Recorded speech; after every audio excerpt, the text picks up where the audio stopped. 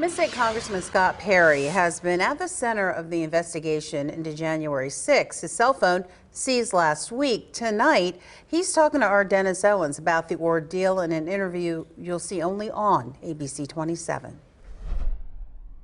Nobody thinks or wants or has a goal of having the FBI visit them. But 3 agents visited Perry and his family on vacation and asked for his personal cell phone. They took the phone. They said they were going to image it, not search it, but image it and return it to me, which is what they did. Of course, none of that is normal. They did it that way to make a public spectacle. I don't really know what to make of that. And of course, I don't get to know what any of this is about.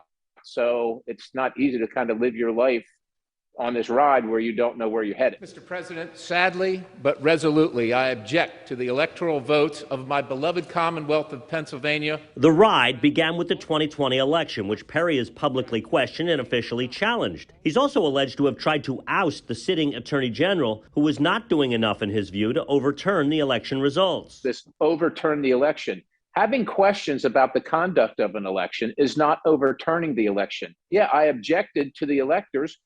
And I'll just remind you, Dennis, that for 20 years, for 2 decades, every time a Republican was elected president, the Democrats objected.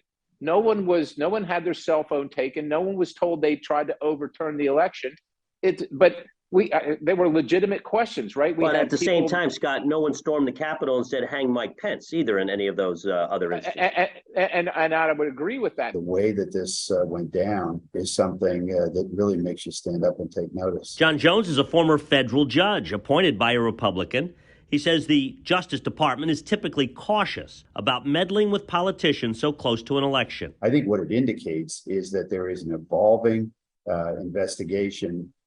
And there was a need to get that phone pursuant to the investigation. It was something that couldn't wait until after November. But Perry insists, though his phone was targeted, he's not the target. It's not illegal to introduce the president to the Assistant Attorney General of the United States. It's not illegal to have a disagreement or even to object to the electors. That's part of the job. What is a congressman from Dillsburg, Pennsylvania doing in the middle of this national story? Dennis, you know me. I don't shy away from tough issues or from controversial things. If I think it's the right thing to do, that's what I'm going to do. And so this is where this has led me. Perry said he asked the FBI how did they find him on vacation and what exactly are they looking for on his phone. He said they refused to answer any of those questions.